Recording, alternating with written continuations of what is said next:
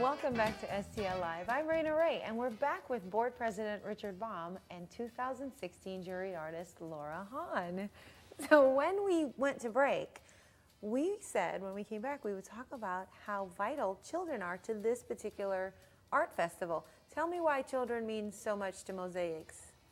Well, when Mosaics was founded 22 years ago, that was part of the mission statement, to educate and bring appreciation of art to children. A lady named Joyce Rosen, who was still a familiar figure in the art scene in St. Louis, was the founder. And so the Children's Village is a very large tent where we have professional artists and teachers that have projects for children of all ages, and this happens on Saturday and Sunday.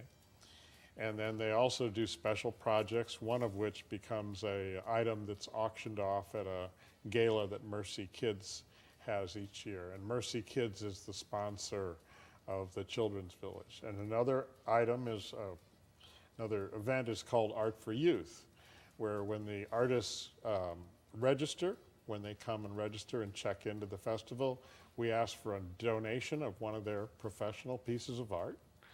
And that is put in a special tent. And in that tent, we only allow children for a nominal fee.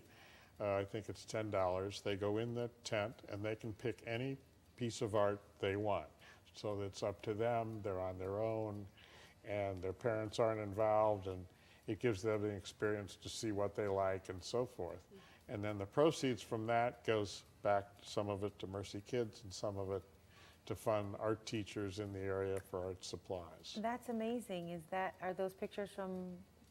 Those are booths, Okay. I think. Oh, so Yes. there's everything from jewelry. Jewelry and pottery and photography, yeah, all those different mediums. And that must be the children's? That's the Children's Village there. Okay. You can see the different projects go on. And of course, they're set up for different age groups.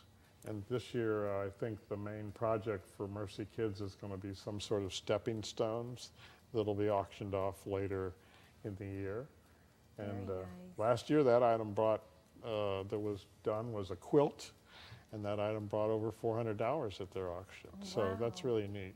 You mentioned one of the things that's there is pottery, and Laura, that's your medium. So tell me why you do it, why pottery, and why is it in this festival?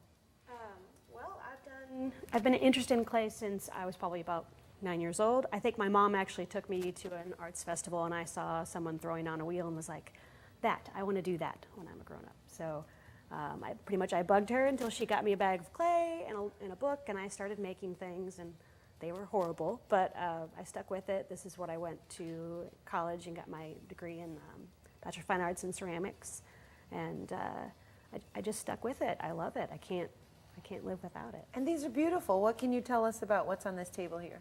So this is an example of functional ceramics, which is basically pieces made from clay that are meant to be used. So I have a pitcher and tumbler set there, a mug with some antique buttons pressed in to create texture, and the piece in the front, the green, is a nice vessel form that could be used, say, as a centerpiece on your table. Could be for fruit, for flowers, and it's all hand carved with a hummingbird and floral pattern. I know that's beautiful. I don't know if they can get in close enough to take a look at it, but that's really intricate and absolutely beautiful. You know, you mentioned that Mercy is one of the biggest, or is the biggest sponsor of the art festival. There's some other people who Actually, join. not the biggest, but one of the major Well, sponsors. that's what I was getting at. You mentioned that there are some really amazing groups that have gotten together to make this happen, and you wanted to mention some of those. Right, there's the Arts and Culture Commission of the City of St. Charles. There's the Employee Community Fund from the Boeing Company, and the Missouri Arts Council are I would say, our major, sponsors. And there's 2 restaurants that deserve, because we give the artists free meals on Friday and Saturday night, and Tucano's in St. Charles and Tony's on Main provide those. So that's another nice thing. Well, I'm learning as I'm talking to you today that this is a really big deal.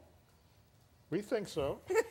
It is. Actually, I've been to the festival, and it's amazing. And I hope that our viewers take the time to go out and see it. To do something amazing like this, free, no charge for it, and just to enjoy the day and something that's so rich in culture and beauty. It's amazing. Keep up the good work. Thank you. For more information, call 314-482-5476 or visit their website, stcharlesmosaic.org. There's more STL Live after this. Stay with us.